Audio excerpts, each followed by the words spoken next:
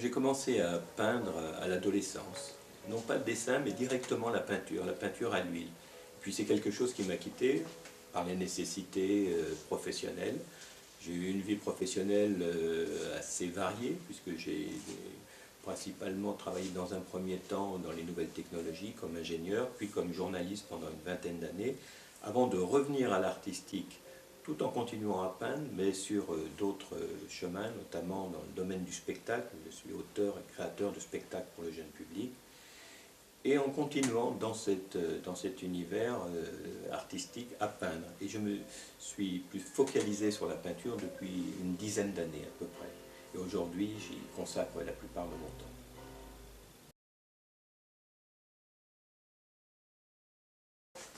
Parmi les artistes qui m'ont le plus influencé, il y a tout d'abord Nicolas de Staël, Gerhard Richter, et puis Zhao Wuqi, d'une certaine façon. Ce sont des artistes qui, pour moi, ont une vraie sensibilité, qui sont, pour certains, à la limite de l'abstraction, d'autres totalement abstraits, comme Gerhard Richter ou Zhao Wuqi, et de Staël, qui se situe un petit peu entre les deux.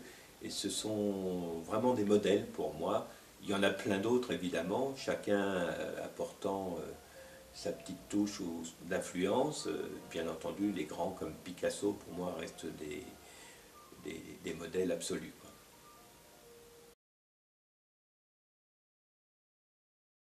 Ma démarche artistique, c'est avant tout un voyage. Un voyage dont je ne connais ni la destination, ni le parcours. C'est-à-dire que je me laisse guider par l'instant. J'essaye de créer en avançant. Et les accidents qui peuvent survenir, les accidents techniques, sont très souvent d'ailleurs des éléments qui viennent enrichir l'œuvre.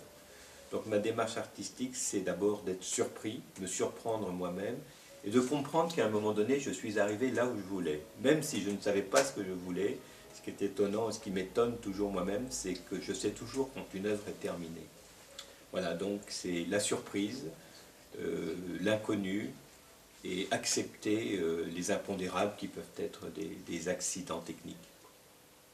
Je travaille principalement à plat, sur une très grande table, avec du papier. Alors le papier, c'est mon territoire en quelque sorte. C'est celui que j'ai adopté depuis longtemps, peut-être un peu inconsciemment. J'ai eu une longue vie de journaliste de la presse écrite, donc le papier est venu à moi et je l'utilise aujourd'hui. Alors je n'utilise pas du papier journal, mais du papier craft sur lequel je travaille, ou du carton.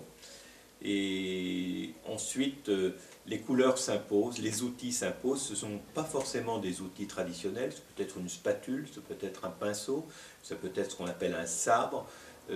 Voilà, et je laisse venir les choses, les couleurs, les outils, et à un moment donné, toujours, le miracle se produit. Alors ça demande un certain temps, quelquefois c'est immédiat, mais ça peut être au détour quelquefois d'une maladresse, ou au contraire de quelque chose de mûrement réfléchi.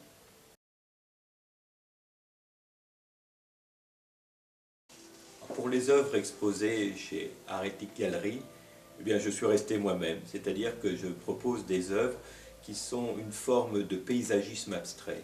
Je suis très marqué par l'horizon.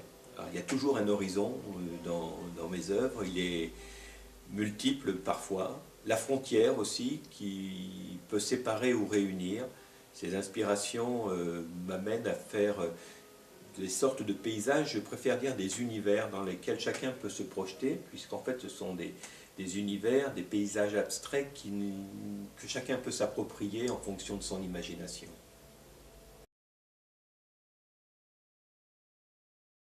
Ce qui me motive avant tout, c'est l'envie. L'envie de créer, l'envie de rencontrer, l'envie de voir la vie sous des jours nouveaux. Ça peut être par l'art, ça peut être alors l'art pictural, la poésie. Tout ça fait partie des choses qui m'animent et qui me rendent joyeux. Être inspiré, par exemple, c'est un sentiment extraordinaire, parce qu'on a l'impression qu'on est porté par quelque chose qui est rempli de joie. Ça, c'est le sentiment qu'on a, et on atteint des sommets, en tout cas, dans la jubilation, même si on est tout seul devant son œuvre. Et voilà, ça porte.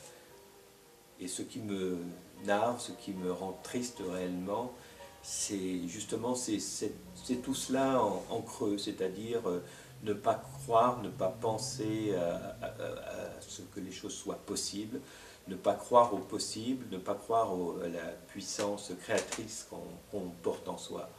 Lorsque je perçois ça chez quelqu'un, ça me navre vraiment et ça donne envie de l'aider.